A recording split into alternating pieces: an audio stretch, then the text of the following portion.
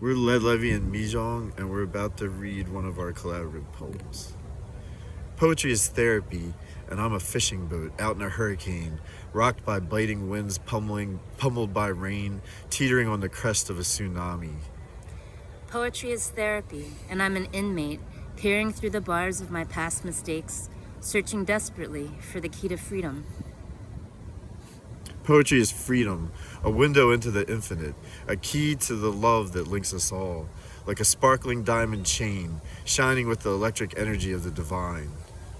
Poetry is freedom, etched within the confines of my mind. Though confined freedom is oxymoronic, my mind is ever expanding.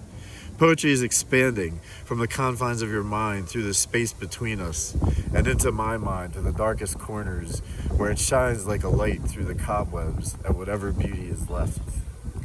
Poetry is expanding, defying space and time, allowing microscopic thoughts to shine alongside the pedagogy, to light the world where darkness dwells in corners, but so does truth. Poetry is truth, truth of thought, emotion, spirit, bringing hidden secrets lost in the subconscious out to the open and blazing light, opening and cleansing minds, shaping and freeing hearts and souls.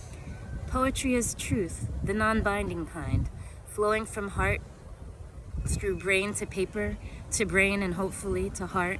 It is a window to my soul, the wellspring of my art.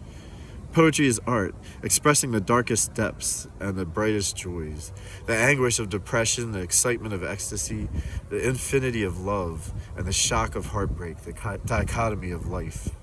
Poetry is art, the grandeur of painting, the movement of dance, the language of theater, encapsulated in words with a lyrical flow, yet deep with knowledge. Poetry is knowledge, knowledge of heartache, knowledge of pain, knowledge of what it feels like to be a split second away from true happiness before the axe drops. Poetry is knowledge, deep and irrefutable, transient or immutable, knowledge of self and society, home and country, a pathway to be free, visual therapy. Poetry is therapy, and boy do I ever need it right now. From fire to ice, black to white, from a spiraling, pulsating whirlpool, a storm of blood and rainbows, explosions of rose petals and razor blades, looking for a safe harbor with a dock that won't be ripped to pieces by an errant vessel with a broken anchor. Poetry is therapy, and words I find connections, phrases echo my raison d'etre, remind me of who I was, who I strive to be, the light and the enemy, the dark and your loved ones, a path to loving all of that, to embracing the broken and harboring the lost. I'm Ledlevee, and I'm going to be reading two poems. This one's called Today. Some days I don't feel anything. Try your best, they say, but it's hard to try when you don't even know what it is you're doing. I just sort of wander, like a zombie, through a mob of other zombies, doing that mindless zombie walk, the walk of the dead, towards some distant death. On a foggy horizon, and I wonder why I bother as the wind blows hard and I watch skin blow off. Limbs start to detach as I feel myself fading into teardrops in the rain.